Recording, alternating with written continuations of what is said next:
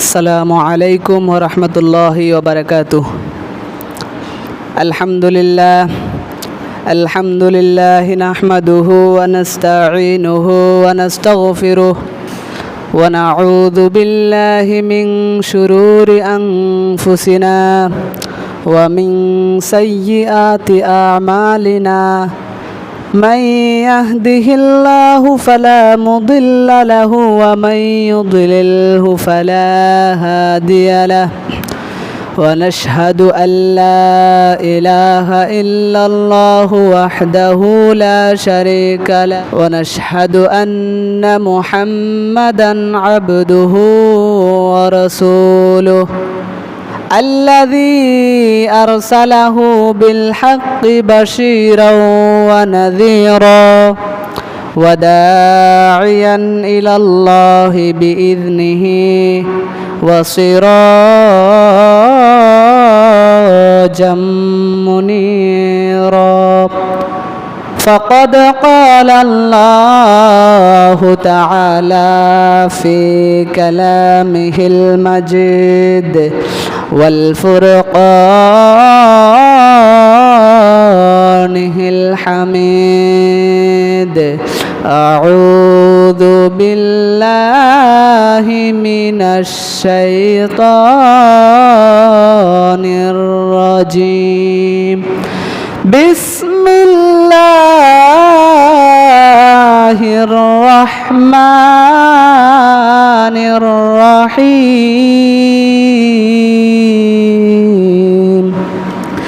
فمن فرض فيهن الحج فلا رفث ولا فسوق ولا جدال في الحج. صدق الله المولانا العظيم وصدق رسوله النبي الحبيب الكريم. إن الله وملائكته يصلون على النبي يا أيها الذين آمنوا صلوا عليه وسلموا تسليما. اللهم صل على سيدنا مولانا محمد وعلى آله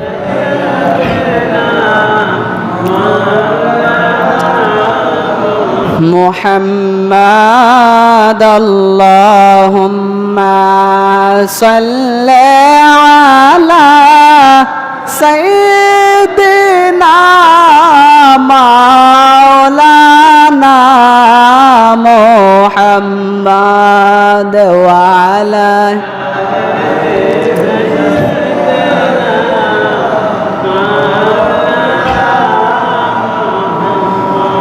يا رسول الله حبيب خالق كتاتعي. يا رسول الله حبيب خالق كتاتعي. برغوز دا زلزلالي فاكي بهم تاتعي. اللهم صل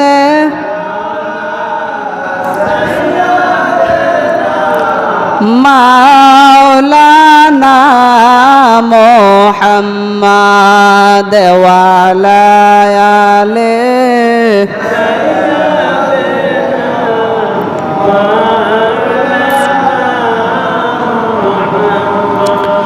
কবর হাসর ফুলসিরাতে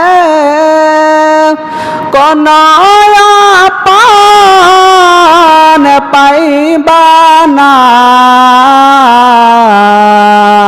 কবর হাসর ফুলসিরাতে কোন পান পাইবা না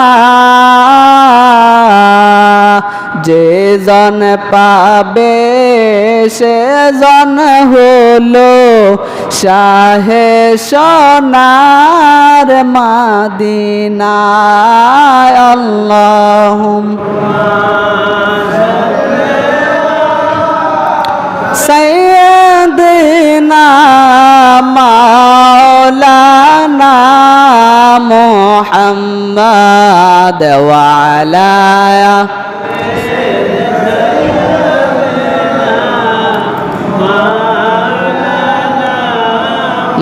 মুহাম্মদ লা ইলাহা ইল্লাল্লাহ লা ইলাহা ইল্লাল্লাহ লা ইলাহা ইল্লাল্লাহ লা ইলাহা ইল্লাল্লাহ লা ইলাহা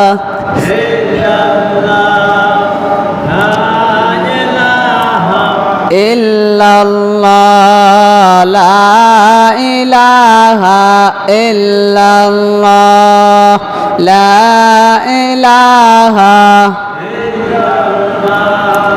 la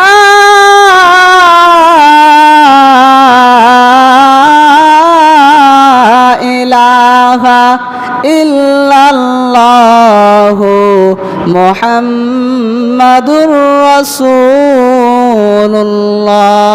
sallallahu alayhi wa sallam আলহামদুলিল্লাহ সকল প্রশংসা ওই রব্বুল আলামিনের দরবারে যে আল্লাহ পাক রব্বুল আলামিন পবিত্র জিলকদ মাসের চতুর্থ জুমা আদায় করার জন্য তার পবিত্র ঘর মসজিদের মধ্যে আসার এবং বসার মতো তৌফিক দান করেছেন ওই মহান মনিবের দরবারে কালিমাতুশ শুকর আদায় করি আলহামদুলিল্লাহ। অসংখ্য অগণিত দুরুদ ও সালাম প্রেরণ করছি ওই নবীর প্রতি যেই নবীর উম্মত হিসেবে আমরা এই দুনিয়াতে আসতে পেরেছি। ওই নবীর প্রতি অসংখ্য অগণিত সালাতু সালাম প্রেরণ করছি সাল্লাল্লাহু আলাইহি ওয়াসাল্লাম। মুআজ্জাজ মুহতারাম সম্মানিত উপস্থিতি, পর্দার অন্তরালে আমার শ্রদ্ধেয় মা ও বোনেরা, আমার সম্মুখে উপস্থিত মুরব্বী বাবারা, দাদারা, সমবয়সী বন্ধুরা, ছোট ছোট বাচ্চারা, সকলকে আমার আন্তরিক সালাম। আসসালামু আলাইকুম ওয়া রাহমাতুল্লাহি ওয়া বারাকাতুহু। প্রিয় উপস্থিতি, আজকে আমাদের খুতবার আলোচনার বিষয় হচ্ছে হজের ফজিলত। আমরা গত জুমায় আলোচনা করেছি হজের মাসালা সমূহ, হজ এবং ওমরার কিছু মাসালা নিয়ে আমরা আলোচনা করেছি। আজকের আমাদের খুতবার বিষয় হচ্ছে হজের ফজিলত।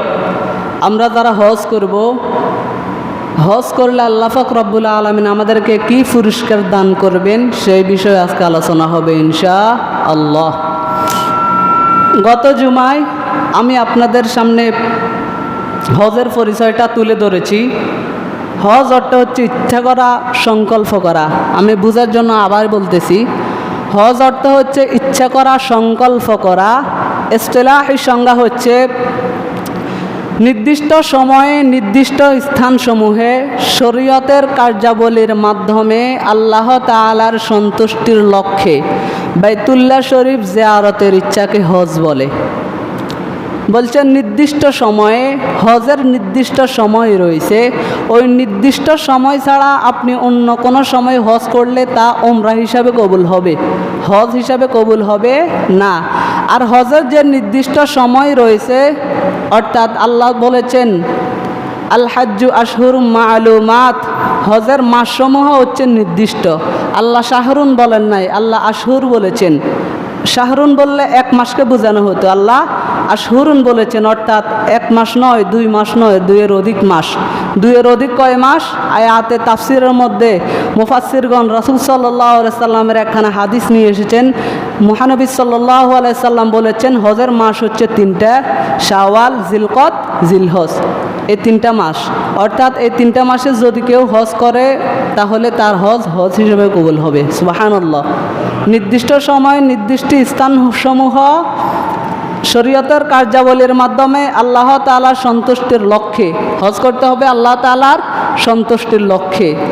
ওয়া আতিম্মুল হাজ্জা ওয়াল উমরাতা লিল্লাহ, আল্লাহ কয় তোমরা হজ এবং উমরা পালন করো আমি আল্লাহর জন্য। সুবহানাল্লাহ। তাহলে হজ করতে হবে কার জন্য? আল্লাহর জন্য। আল্লাহর জন্য, আল্লাহর সন্তুষ্টির লক্ষ্যে বাইতুল্লাহ শরীফ জিয়ারত করার ইচ্ছা পোষণ করাকে হজ বলে। সুবহানাল্লাহ বলে। এখন আসেন, আমরা যে হজ করব, হজ করলে আমাদের সওয়াব কি হবে? আল্লাহ পাক রব্বুল আলামিন আমাদের জন্য কি পুরস্কার রেখেছেন, আজকে কোরআন এবং হাদিস থেকে আলোচনা হবে ইনশাআল্লাহ। তার আগে আমি আপনাদেরকে একটা কথা বলি। কথাটি হচ্ছে, আল্লাহ পাক রব্বুল আলামিন আমাদেরকে সৃষ্টি করেছেন কেন? আমাদের মনের মাঝে একটা প্রশ্ন জাগতে পারে, আল্লাহ তাআলা কেন আমাদেরকে সৃষ্টি করেছেন? আল্লাহ সেই কথা পবিত্র কোরআনে বলে দিয়েছেন, ওয়ামা খলাকতুল জিন্না ওয়াল ইনসা ইল্লা লিয়াবুদুন। আল্লাহ কয় ওয়ামা খলাকতুল জিন্না ওয়াল ইনস, আমি মানুষ এবং জিন জাতিকে সৃষ্টি করতাম না, সৃষ্টি করেছি কারণ ইল্লা লিয়াবুদুন, তারা একমাত্র আমি আল্লাহর ইবাদত করবে। জোরে বলেন সুবহানাল্লাহ। তাহলে আল্লাহ বলেন মানুষ এবং জিন জাতিকে সৃষ্টি করা হয়েছে একটি উদ্দেশ্যে। কয়টি উদ্দেশ্যে? উদ্দেশ্যটা হচ্ছে ইল্লা লিয়াবুদুন, তারা একমাত্র আমি আল্লাহর ইবাদত করবে। এখন আসেন, ইবাদতটা হচ্ছে 3 প্রকার। ইবাদত কয় প্রকার? 3 প্রকার। একটা হচ্ছে ইবাদতে বাদানি, আরেকটি হচ্ছে ইবাদতে মালি, আরেকটি হচ্ছে ইবাদতে মুশতারিকা। ইবাদতে মুশতারিকা। ইবাদতে বাদানি কোনটা? ইবাদতে বাদানি হচ্ছে দৈহিক ইবাদত, অর্থাৎ যে ইবাদত করতে শারীরিক সক্ষমতার দরকার আছে ওই ইবাদতকে বলা হয় দৈহিক ইবাদত, ইবাদতে বাদানি। যেমন নামাজ, আমরা নামাজ পড়ি না, নামাজ পড়ার সময় অসুস্থ ব্যক্তির উপর কিন্তু নামাজ ফরজ না। যারা অসুস্থ তাদের উপর নামাজ কি না? ফরজ না। যারা সুস্থ তাদের উপর নামাজ ফরজ। তাহলে নামাজ যে ফরজ হবে ওটা ডিপেন্ড করে সুস্থতার উপরে। কিসের উপরে? সুস্থতার উপরে। আপনি যদি সুস্থ থাকেন তাহলে নামাজ আপনার উপর ফরজ। তাহলে নামাজটি হচ্ছে দৈহিক ইবাদত, ইবাদতে বাদানি। তারপর হচ্ছে রোজা। আমরা যে সাওম, রোজা রাখি, রোজা হচ্ছে সুস্থ ব্যক্তির উপর রোজা ফরজ। সুস্থ ব্যক্তির উপর রোজা কি? ফরজ। অসুস্থর উপর রোজা ফরজ না। যে রোজা ফরজ ডিপেন্ড করবে কিসের উপরে? শারীরিক সক্ষমতার উপরে। আপনি যদি শারীরিকভাবে সক্ষম থাকেন তাহলে রোজা আপনার উপর ফরজ। তাহলে নামাজ, রোজা এগুলো হচ্ছে ইবাদতে বাদানি, অর্থাৎ দৈহিক ইবাদত। তারপর হচ্ছে ইবাদতে মালি, অর্থাৎ আর্থিক ইবাদত। যে ইবাদত করতে গেলে ধন সম্পদের প্রয়োজন আছে, যেমন জাকাত।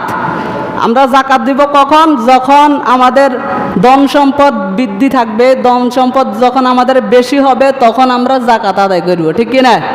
ঠিক। তাহলে একটা হচ্ছে ইবাদতে বাদানি, আরেকটা হচ্ছে ইবাদতে মালি, আরেকটা হচ্ছে ইবাদতে মুশতারিকা। এখন ইবাদতে মুশতারিকা কোনটা? ইবাদতে মুশতারিকা হচ্ছে যে ইবাদত করতে গেলে দৈহিক এবং আর্থিক সক্ষমতার প্রয়োজন হয়, ওটা হচ্ছে ইবাদতে মুশতারিকা। সুবহানাল্লাহ বলেন। যে ইবাদত করতে গেলে দৈহিক সক্ষমতারও প্রয়োজন, যে ইবাদত করতে গেলে আর্থিক সক্ষমতারও প্রয়োজন, অর্থাৎ দৈহিক এবং আর্থিক সক্ষমতার সমন্বয়ে যে ইবাদত করতে হয় ওই ইবাদত হচ্ছে ইবাদতে মুশতারিকা। যেমন হজ, যেমন কি? হজ। আপনি যদি সুস্থ থাকেন তখন আপনার উপর হজ ফরজ, এটা হচ্ছে দৈহিক। তারপর আপনার যদি অর্থ সম্পদ থাকে তখন আপনার উপর হজ ফরজ, এটা হচ্ছে আর্থিক। তাহলে দৈহিকেরও প্রয়োজন, আর্থিকেরও প্রয়োজন। যখন আপনি আর্থিক এবং দৈহিকভাবে সক্ষম হবেন তখন আপনার উপর হজ ফরজ। আর যেই হজটি আপনি করবেন ওই হজ হচ্ছে ইবাদতে মুশতারিকা। সুবহানাল্লাহ বলেন। ইবাদতে মুশতারিকা। এখন হজের প্রথম নাম্বার ফজিলত, আপনি ইবাদত করবেন। হজ করা ওই আল্লাহর ইবাদত, হজ করা ইবাদত না, হজ করাও আল্লাহর ইবাদত। আর আল্লাহর ইবাদত সম্পর্কে আল্লাহ কি বলেছেন? আল্লাহ কয় ইয়া আইয়ুহান নাসু উবুদু রাব্বাকুমুল্লাযী খলাকাকুম ওয়াল্লাযীনা মিন ক্বাবলিকুম লাআল্লাকুম তাত্তাকুন, এবং ওয়াল্লাযীনা মিন ক্বাবলিকুম, তোমাদের পূর্ববর্তী পুরুষ যারা ছিল তাদেরকে যে আল্লাহ সৃষ্টি করেছেন ওই আল্লাহর কি করো? ইবাদত করো। তাহলে কি হবে? লাআল্লাকুম তাত্তাকুন, তাহলে তোমরা হবে মুত্তাকি। জোরে বলেন সুবহানাল্লাহ। তাহলে আল্লাহর ইবাদত করলে কি হবে? মুত্তাকি হবে। এখন আসেন, হজ ইবাদত কিনে? হজ আল্লাহর ইবাদত না, ইবাদত। তাহলে যেহেতু হজ আল্লাহর ইবাদত, আর আল্লাহ বলেছেন আমার ইবাদত করলে তোমরা মুত্তাকি হবা, অর্থাৎ যে ব্যক্তি আল্লাহর জন্য হজ আদায় করবে সেই ব্যক্তিকে মুত্তাকি বানাবেন একজন, তিনি কে? সুবহানাল্লাহ। তাহলে হজের প্রথম নাম্বার ফজিলত হচ্ছে কি? আল্লাহ তাআলা যে ব্যক্তি হজ করবে সেই ব্যক্তিকে আল্লাহ তাআলা মুত্তাকি বানিয়ে দিবেন। সুবহানাল্লাহ বলেন। তাহলে যে ব্যক্তি দ্বিতীয় নাম্বার ফজিলত, হজ করার দ্বিতীয় নাম্বার ফজিলত, হাজিদেরকে নিয়ে আল্লাহ তাআলা ফেরেশতাদের সম্মুখে গর্ব করবেন। সুবহানাল্লাহ। যারা হজ করে তারা হচ্ছেন হাজি। তারা কে? তাদেরকে নিয়ে আল্লাহ তাআলা ফেরেশতাদের সম্মুখে গর্ব করবেন। বুখারী শরীফের হাদিসের মধ্যে এসেছে, আন জাবের রাদিয়াল্লাহু তাআলা আনহু, হযরত জাবের রাদিয়াল্লাহু তাআলা হাদিসটি বর্ণিত করেছেন। ক্বালা রাসূলুল্লাহ সাল্লাল্লাহু আলাইহি সাল্লাম, আল্লাহ রাসূল সাল্লাল্লাহু আলাইহি সাল্লাম হাদিসটি ঘোষণা করেন, যখন আরাফার দিন আসে। কোন দিন? আরাফার দিন। অর্থাৎ আমরা হজ করি না, হজের দ্বিতীয় নাম্বার দিন আরাফার দিন, জিলহজ মাসের 9 তারিখ। যখন আরাফার দিন আসে, যখন হাজিরা হজ করে, তখন আল্লাহ পাক রব্বুল আলামিন প্রথম নাম্বার আকাশে নেমে আসেন, অর্থাৎ দুনিয়ার আসমানে কি করেন? অবতরণ করে। সুবহানাল্লাহ বলেন। আরাফার দিন যখন হাজিরা হজ করে, তখন আল্লাহ পাক রব্বুল আলামিন দুনিয়ার আসমানে অবতীর্ণ হয়। তখন আল্লাহ তাআলা গর্ব করে ফেরেশতাদেরকে বলেন, ও ফেরেশতারা দেখো আমার বান্দাগুলো কত দূর দূরান্ত থেকে কত কষ্ট সহ্য করে আমি আল্লাহর জন্য হজ করতে এসেছে, দেখো। তখন আল্লাহ বলে, ও ফেরেশতারা তোমরা সাক্ষী থাকো যে বান্দাগুলো আমি আল্লাহ সন্তুষ্টির লক্ষ্যে আজকে হজ করতে এসেছে, আমি আল্লাহ ওই বান্দাগুলোকে মাফ করে দিলাম। সুবহানাল্লাহ। যে ব্যক্তি হজ করবে ওই ব্যক্তিরা মাফ করবে কে? আল্লাহ। সুবহানাল্লাহ বলেন। তাহলে আল্লাহ বলবে, ফেরেশতারা তোমরা সাক্ষী থাকো এই বান্দাগুলো কত কষ্ট সহ্য করে আমি আল্লাহর জন্য অনেক দূর দূরান্ত থেকে কি করতে এসেছে? আমি আল্লাহর সন্তুষ্টির লক্ষ্যে হজ করতে এসেছে। ফেরেশতারা তোমরা সাক্ষী থাকো আমি আল্লাহ আমার এই বান্দাগুলোকে মাফ করে দিলাম। সুবহানাল্লাহ বলেন। তারপরে আল্লাহ কইব, আমি আমার এই বান্দাগুলোর মেহমানের ব্যবস্থা করলাম। কি করলাম? এবং এই বান্দাগুলোর সম্মানও বাড়াই দিলাম। সুবহানাল্লাহ। আপনি চিন্তা করেন, আপনার বাড়িতে যখন কেউ মেহমান আসে না? আমাদের বাড়িতে মেহমান আসে না? তখন আমরা কি মেহমানকে সম্মান করি নাকি বেইজ্জত করি? অবশ্যই সম্মান করি। কি করি? সম্মান করি। আল্লাহ কয়, ফেরেশতারা আমার এই বান্দাগুলো আমি আল্লাহর বাড়িতে এসেছে, অর্থাৎ আমার বান্দাগুলো আমি আল্লাহর মেহমান। সুবহানাল্লাহ বলেন। যারা হজ করতে যায় তারা কার মেহমান? আল্লাহর মেহমান। অর্থাৎ দুনিয়াতে কেউ যদি কারো বাড়িতে মেহমান আসে তাহলে মেজবানের উচিত হচ্ছে মেহমানকে সম্মান করা। তদ্রূপ বান্দাগুলো আমি আল্লাহর বাড়িতে এসেছে, আমি আল্লাহর দায়িত্ব হচ্ছে আমার বান্দাগুলোকে সম্মান করা। জোরে বলেন সুবহানাল্লাহ। অর্থাৎ এই বান্দাগুলো আমি আল্লাহর বাড়িতে এসেছে, যারা হজ করতে এসেছে আমি আল্লাহ তাদেরকে সম্মানিত করে দিলাম। সুবহানাল্লাহ। তাহলে হজ দ্বারা সম্মান বৃদ্ধি পায়। সম্মান কি পায়? বৃদ্ধি পায়। তারপর আমাদের বাড়িতে যদি কোনো মেহমান আসে তাহলে আমরা ওই মেহমানকে আপ্যায়ন করি না, নাই খালি পেটে খালি মুখে ফিরাই দিই? মেহমানদারি করাই তো? করে না? করাই। আল্লাহ কয়, ফেরেশতারা শুধু যে আমি বান্দার গুনাহ মাফ করব আর কিছু করব না তা নয়, আমি বান্দার সম্মানকে আমি বৃদ্ধি করে দিই। শুধু যদি আমি বুঝি বান্দার সম্মানকে বৃদ্ধি করি আর কিছু করি না তা নয়। দুনিয়াতে যে এরকম কারো বাড়িতে কেউ যদি মেহমান আসে সে ওই মেহমানকে আপ্যায়ন করা ছাড়া বিদায় দেয় না, তেমনিভাবে বান্দারা হচ্ছে আমি আল্লাহর বাড়ির মেহমান, আমি আল্লাহর মেহমান। তদ্রূপ আমি আল্লাহ আমার এই হাজি বান্দাদের জন্য মেহমানদারির ব্যবস্থা করে রেখেছি। জোরে বলেন সুবহানাল্লাহ। ওই ব্যবস্থা মেহমানদারি কখন হবে? আল্লাহ কয়, যখন হিসাব নিকাশের পর আমার হাজি বান্দাদেরকে আমি জান্নাত দিয়ে দেব, তখন ওই জান্নাতের মধ্যে ওই হাজি বান্দাগণ আমি আল্লাহর সাথে মেহমানদারি করবে। জোরে বলেন সুবহানাল্লাহ। তাহলে যারা হজ করবে তাদেরকে মেহমানদারি করানো হবে। কি করানো হবে? আল্লাহ স্বয়ং জান্নাতের মধ্যে তাদেরকে মেহমানদারি করাইবেন। সুবহানাল্লাহ বলেন। এখন ফেরেশতারা এই কথা শুনে ফেরেশতারা বলে, আল্লাহ আপনার বান্দাগণের মধ্যে তো, আপনার বান্দিগণের মধ্যে তো অহংকার বান্দি আছে, আমি আমার ওই অহংকার বান্দিদেরকে কি করে দিছি? ক্ষমা করে দিছি। সুবহানাল্লাহ। হজের ফজিলত আছে না নাই? কথা বলেন, হজের ফজিলত আছে না নাই? ইনশাআল্লাহ হজ করবো তো ইনশাআল্লাহ। আচ্ছা, তারপর হজ করার তৃতীয় নাম্বার ফজিলত কি? হজ করার তৃতীয় নাম্বার ফজিলত হচ্ছে আল্লাহর হাবিব সাল্লাল্লাহু আলাইহি সাল্লাম হজকে সর্বোত্তম আমল বলে ঘোষণা করেছেন। হজকে সর্বোত্তম আমল বলে কি করেছেন? ঘোষণা করেছেন। হাদিস শরীফের মধ্যে আছে, আন আবি হুরায়রা রাদিয়াল্লাহু তাআলা আনহু, হযরত আবি হুরায়রা রাদিয়াল্লাহু তাআলা আনহু হতে বর্ণিত, ক্বালা রাসূলুল্লাহ সাল্লাল্লাহু আলাইহি ওয়াসাল্লাম, রাসূল সাল্লাল্লাহু আলাইহি ওয়াসাল্লাম ঘোষণা করেন, সুইলা ইয়া রাসূলুল্লাহ, আমাকে প্রশ্ন করা হলো, হে আল্লাহর রাসূল, আইয়ুল আমালু আফদল, সর্বোত্তম আমল কোনটি? ক্বালা, নবীজি বললেন, ঈমানু বিল্লাহি ওয়া রাসূলুহু, আল্লাহ এবং তার নবীর প্রতি ঈমান আনাই হচ্ছে সর্বোত্তম আমল। কিলা সুম্মা মাযা, অতঃপর প্রশ্ন করা হলো, তারপর কি? ক্বালা, আমার নবী বলে, জিহাদু ফি সাবিলিল্লাহ, তারপর হচ্ছে আল্লাহর রাস্তায় জিহাদ করা। কিলা সুম্মা মাযা, নবী গো তারপর সর্বোত্তম আমল কোনটি? ক্বালা, আমার নবী বলে, হজ্জু মাবরুর, তারপর হচ্ছে কবুলিয়াতের হজ। জোরে জোরে বলেন সুবহানাল্লাহ। আবু হুরায়রা রাদিয়াল্লাহু তাআলা হাদিসটি বর্ণনা করেন, রাসূল সাল্লাল্লাহু আলাইহি ওয়াসাল্লামকে যখন প্রশ্ন করা হলো, নবী গো সর্বোত্তম আমল কোনটি? আমার নবী বলে, বান্দারা যে আল্লাহর ইবাদত করে, ওই ইবাদতের মধ্যে সর্বোত্তম আমল কোনটি? আমার নবী বলে, সর্বোত্তম আমল হচ্ছে ঈমানু বিল্লাহি ওয়া রাসূলিহি, আল্লাহ এবং তার নবীর প্রতি ঈমান আনাই হচ্ছে সর্বোত্তম আমল। সর্বোত্তম আমল কোনটি? আল্লাহ এবং তার নবীর প্রতি ঈমান আনা। তারপর আবার জিজ্ঞেস করা হলো, নবী গো তারপর সর্বোত্তম আমল কোনটি? আমার নবী বলে, জিহাদু ফি সাবিলিল্লাহ, তারপর হচ্ছে আল্লাহর রাস্তায় জিহাদ করা হচ্ছে সর্বোত্তম আমল। নবী গো তারপর সর্বোত্তম আমল কি? ক্বালা, আমার নবী বলে, হজ্জু মাবরুর, তারপর হচ্ছে কবুলিয়াতের হজ। সুবহানাল্লাহ। তারপর কি? কবুলিয়াতের হজ। হজ্জে মাবরুর কোনটা? যেই হজ আল্লাহ পাক রব্বুল আলামিন কবুল করে নিয়েছেন, ওই হজটাই হচ্ছে হজে মাবরুর। সুবহানাল্লাহ বলেন। এখন আল্লাহ রাসূল বলছেন সর্বোত্তম, প্রথমত বলছেন ঈমানের কথা। কিসের কথা? ঈমানের কথা। ঈমানু বিল্লাহি ওয়া রাসূলু, আল্লাহ এবং তার নবীর প্রতি ঈমান আনা। দ্বিতীয় নম্বর সর্বোত্তম আমল বলেছেন ফি সাবিলিল্লাহ, আল জিহাদু ফি সাবিলিল্লাহ, আল্লাহর রাস্তায় জিহাদ করা। তৃতীয় নাম্বার বলেছেন হজ্জে মাবরুর, কবুলিয়াতের হজ। তাহলে এখন প্রশ্ন থাকবে, তাহলে হজের কথা 3 নম্বরে কেন বলছেন? হজের কথা 2 নম্বরে কেন বলেন নাই? 1 নম্বরে কেন বলেন নাই? হজের কথা 3 নম্বরে বলে কি হজের গুরুত্ব কম বুঝাইছেনি? তার জবাব আমি একটা উদাহরণ দিই। মনে করেন আমাদের মাদ্রাসায়, খালেগঞ্জ মাদ্রাসায় 10ম শ্রেণীতে মনে করেন 30 জন স্টুডেন্ট। কয়জন? 30 জন স্টুডেন্ট আছে। একজনের রুল 1, আরেকজনের রুল 2, আরেকজনের রুল 3।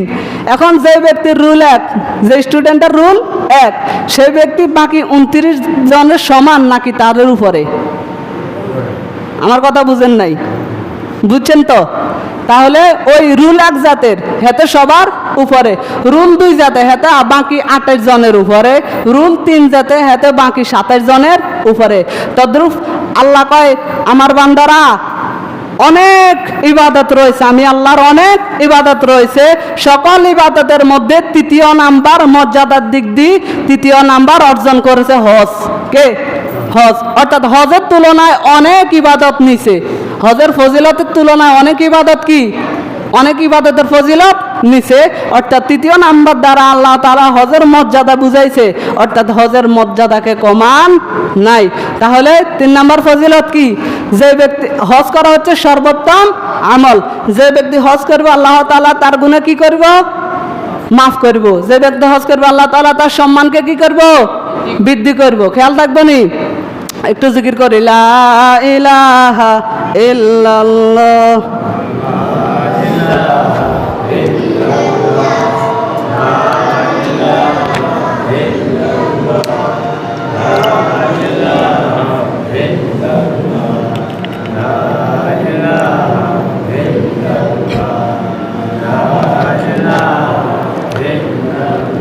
লা ইলাহা ইল্লাল্লাহু মুহাম্মাদুর রাসূলুল্লাহ সাল্লাল্লাহু আলাইহি ওয়াসাল্লাম।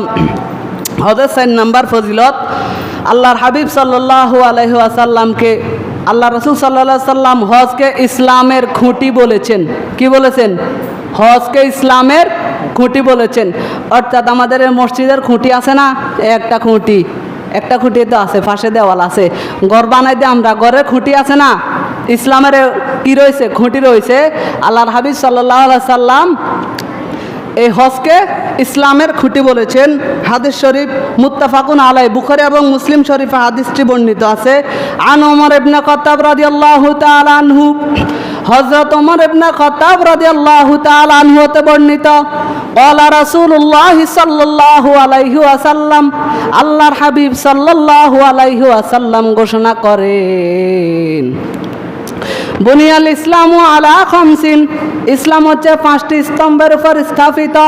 শাহাদাত আল্লা ইলাহা ইল্লাল্লাহ ওয়া আন্না মুহাম্মাদুর রাসূলুল্লাহ, প্রথমত এটা সাক্ষ্য দিতে হবে যে আল্লাহ ছাড়া কোনো মাবুদ নেই এবং মুহাম্মদ সাল্লাল্লাহু আলাইহি ওয়াসাল্লাম আল্লাহ তাআলার রাসূল। ওয়া আকামুস সালাতা, সালাত কায়েম করা, ওয়া আতুজ যাকাতা, যাকাত প্রদান করা, ওয়াল হাজ্জু, এবং হজ করা, ওয়া সামু রমাদান, এবং রমজান মাসের রোজা আদায় করা। জোরে জোরে বলেন সুবহানাল্লাহ। আল্লাহ রাসূল সাল্লাল্লাহু আলাইহি সাল্লাম বলেন, দুনিয়া ইসলামের 5টি খুঁটি আছে। কয়টি খুঁটি? একটি হচ্ছে শাহাদাত আল্লাহ ইলাহা ইল্লাল্লাহ ওয়া আন্না মুহাম্মাদুর রাসূলুল্লাহ, আল্লাহ এবং মুহাম্মাদের প্রতি ঈমান আনা। তারপর হচ্ছে নামাজ কায়েম করা, তারপর হচ্ছে যাকাত দেওয়া, তারপর হচ্ছে হজ করা, তারপর হচ্ছে রোজা রাখা। এই 5টি হচ্ছে ইসলামের খুঁটি, ইসলামের স্তম্ভ। এই 5টি ইসলামের কি স্তম্ভ, ইসলামের খুঁটি।